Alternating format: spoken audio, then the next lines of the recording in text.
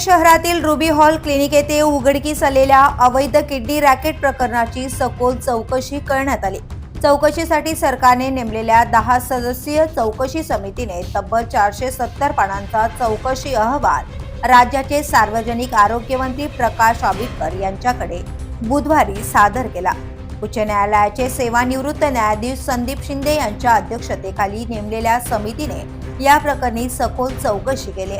राज्य सरकारने ruby hall clinic येथे घडलेल्या किडनी रॅकेटबाबत सविस्तर चौकशी करण्यासाठी समिती स्थापन केली होती। या समितीने 3 ऑक्टोबर 2024 पासून चौकशीचे कामकाज सुरू केले होते। या चौकशी दरम्यान अनेक धक्कादायक बाबी समोर आल्या। चौकशी अहवालानुसार अमित अण्णासाहेब साळुंके हे किडनी रिसिव्हर असून त्यांच्या पत्नीऐवजी सारिका गंगाराम सुतार यांना बनावट पत्नी म्हणून किडनी दाता दाखविण्यात आल्याचं निष्पन्न झालं।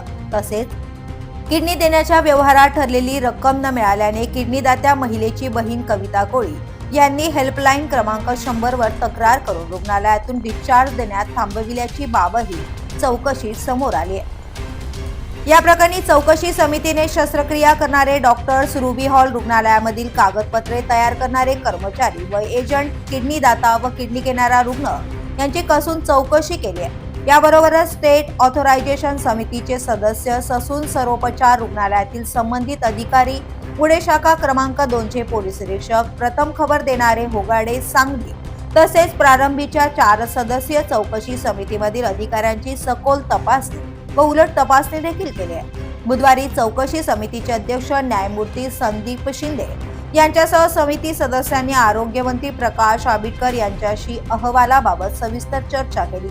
यावेळी आरोग्य मंत्र्यांनी लवकरच स्वतंत्र बैठक घेऊन चौकशी अहवाला आधारे योग्य ती कठोर कारवाई करण्याबाबत अंतिम निर्णय घेतला जाईल असं स्पष्ट केलंय। या चौकशी अहवालामुळे व राज्यातील अवयव प्रत्यारोपण प्रक्रियेतील त्रुटी, गैरप्रकार व दुर्लक्षामुळे निर्माण झालेल्या गंभीर प्रश्नांवर पुन्हा एकदा प्रकाश पडला असून आरोग्य यंत्रणेकडून होणाऱ्या पुढील कारवाईकडे सर्वांचे लक्ष लागले। The police news bureau, Pune.